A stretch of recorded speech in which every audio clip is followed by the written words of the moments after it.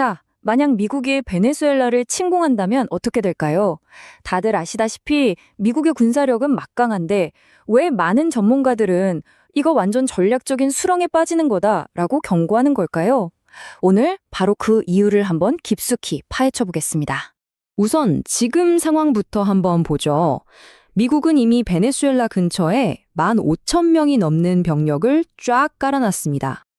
근데 이 병력이 혼자 있는 게 아니에요. 구축함, 순양함, 심지어 핵추진 잠수함까지 동원된 12척 이상의 막강한 함대가 바로 뒤를 받쳐주고 있죠. 이렇게 군사적으로 쫙 깔아놓고 정치적으로도 압박 수위를 엄청나게 높이고 있습니다. 이제 육상에서도 공격을 시작할 거다. 이런 말이 공공연하게 나오고 있거든요. 자, 여기서 이제 진짜 중요한 질문이 나오는 겁니다. 아니, 이렇게 압도적인 군사력을 가지고 있는데 왜 전문가들은 입을 모아서 이거 완전 재앙이 될 수 있다고 경고하는 걸까요?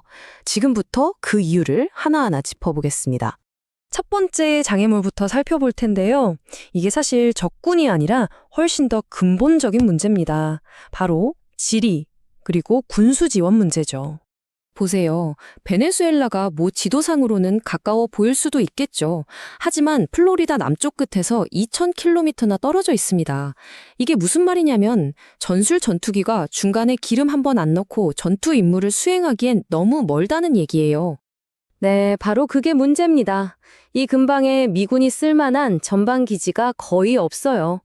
그나마 있는 곳들도 보시다시피 인력이 1,000명 수준으로 굉장히 적습니다. 이게 얼마나 큰 도전인지 감을 잡으시려면 이라크랑 비교해보면 됩니다. 베네수엘라는요, 이라크보다 면적이 2배 이상 넓습니다. 아시다시피 이라크 전쟁은 정말 어마어마한 병력과 시간이 들어간 분쟁이었잖아요. 자, 이 그래프를 보면 진짜 흥미로운 점이 보입니다.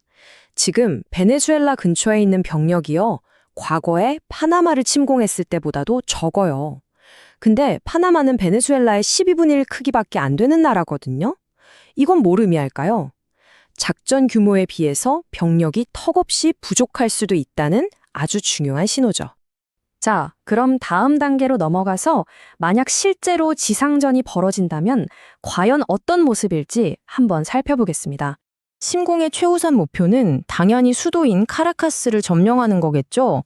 근데 카라카스는 정말 재래식 군대에게는 악몽 같은 곳입니다. 빽빽한 산악지대 한가운데에 콕 박혀있는 대도시거든요. 그리고 베네수엘라는 바로 이 지형을 기가 막히게 활용하는 전략을 가지고 있습니다. 게라 데 토도 엘 뿌에블로, 우리말로 하면 모든 인민의 전쟁이라는 건데요. 이게 뭐냐면 정면 대결로는 어차피 안 되니까 싸움을 최대한 질질 끌어서 침공군을 지치게 만들고 결국 포기하게 만드는 그런 소모전 전략인 거죠. 그러니까 여기서 핵심은 침공을 하더라도 상대가 베네수엘라 정규군 하나가 아니라는 겁니다. 보시는 것처럼 정규군은 물론이고 무장 시민 민병대, 심지어 파르크나 ELN 같은 게릴라 조직까지 합세해서 정글 속으로 싹 사라져버릴 수 있다는 거죠. 그러면 나라는 그냥 통치 불능 상태가 되는 겁니다. 좋습니다. 설령 미군이 어찌어찌 해서 주요 도시들을 다 점령했다고 칩시다. 그래도 마지막, 어쩌면 가장 큰 산이 남아 있습니다. 바로 평화를 얻는 문제죠. 전투에서는 이길 수 있지만 전쟁에서는 질 수 있다. 베트남부터 이라크까지 역사가 수없이 보여준 교훈이죠. 군사적인 승리가 곧 정치적인 성공으로 이어지지는 않는다는 것. 다시 말해서 설령 기존 정권을 무너뜨린다고 해도 미국 입맛에 맞는 새 정부를 세울 수 있다는 보장은 어디에도 없다는 겁니다. 생각해보세요. 외세의 힘을 빌려서 세워진 지도자가 과연 국민들한테 정통성을 인정받을 수 있을까요? 쉽지 않은 문제죠.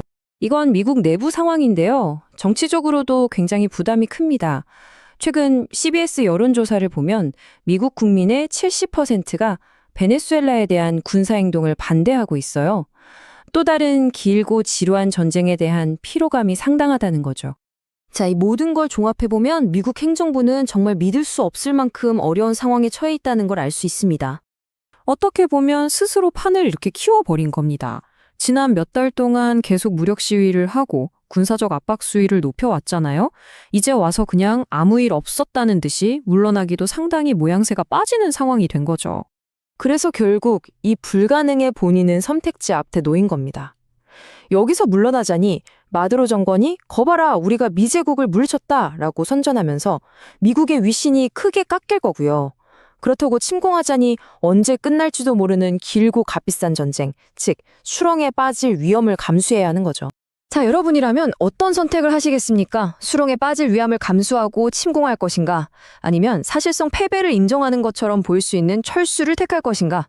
이건 정말 쉬운 답이 없는 전략적 함정입니다.